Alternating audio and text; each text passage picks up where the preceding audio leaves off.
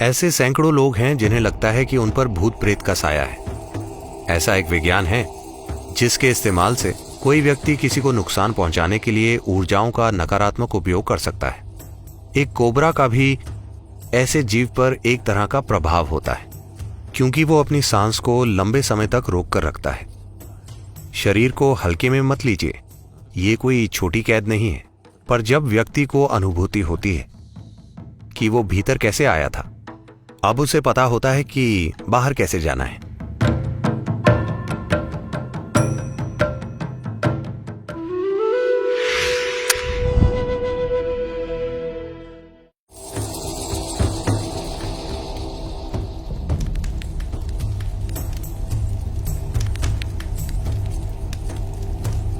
जिस जीव का शरीर छूट चुका है उसका मन समझदार नहीं होता।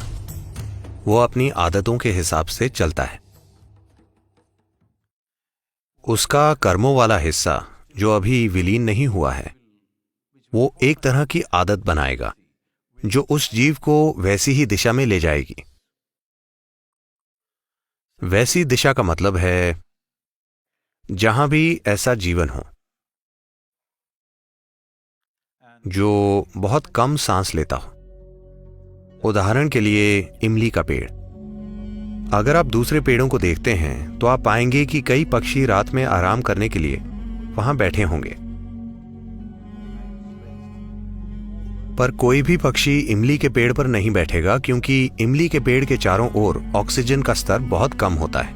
वो जीव एक योगी की दिशा में भी बढ़ सकता है जिसकी अपनी सांसों पर एक तरह की महारत है, क्योंकि वो दूसरों जितनी सांसें नहीं ले रहा।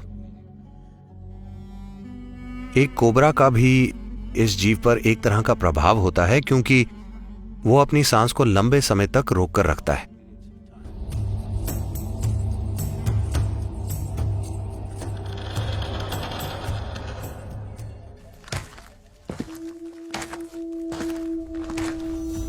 ऐसे सैकड़ों लोग हैं जिन्हें लगता है कि उन पर भूतों का साया है। ऐसा एक विज्ञान है, कोई व्यक्ति किसी दूसरे को नुकसान पहुंचाने के लिए ऊर्जाओं का नकारात्मक रूप से इस्तेमाल कर सकता है। आजकल ये काफी कम हो गया है, बहुत ही कम। पर अगर आप देश के कुछ खास इलाकों में रहते हैं तो वहां ये काफी होता है। अगर आप ऐसे प्रभाव में आए हैं तो आप आकर ध्यान लिंग के दायरे में बैठिए।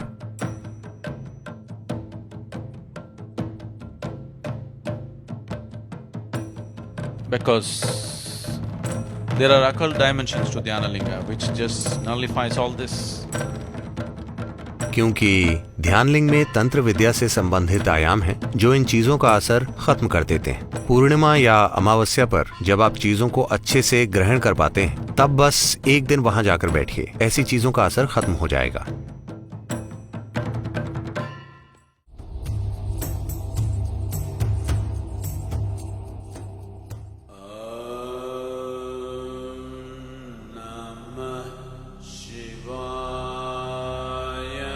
Your physical body is something that you have loaned from the planet on which you are living. आपने अपना शरीर इस धरती से उधार लिया है। समय आने पर धरती उसे वापस ले लेंगी, लेकिन आपके दूसरे आयाम, खास तौर से आपका कर्मों वाला हिस्सा, वैसा ही बना रहता है। अगर वो जागरूकता के एक निश्चित स्तर पर हो तो शरीर छोड़ चुका जीव एक तरह से सुख में होगा। It is this that is being referred to as heaven. इसी को स्वर्ग कहा जाता है, क्योंकि उन्होंने अपने भौतिक शरीर को जागरूकता की अवस्था में छोड़ा है, तो वे एक समय तक उस मधुरता का आनंद लेते हैं, एक छुट्टी की तरह, इससे पहले कि वे दूसरा भौतिक शरीर धारण करें। इसी तरह अगर लोग डर, बेचैनी, क्रोध की अवस्थाओं में, अज्ञानता की अवस्थाओं में शरीर छोड़ते हैं, तो कार्मिक शरीर खुद ही एक तरह की अप्रियता धारण कर लेता है। इसी परेशानी की स्थिति को हम नर्क कहते हैं।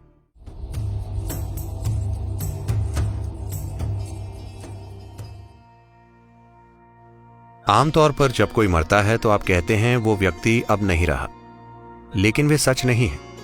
अब वो वैसा नहीं है जैसा आप उसका अनुभव करते थे, पर अभी भी कई दूसरे तरीकों से वो मौजूद है। शरीर को हल्के में मत लीजिए, ये कोई छोटी कैद नहीं है। जब तक आप इसे तोड़ नहीं देते, आप इसे छोड़ नहीं सकते, है ना? पर जब व्यक्ति जान जाता है कि वो अंदर कैसे आया था,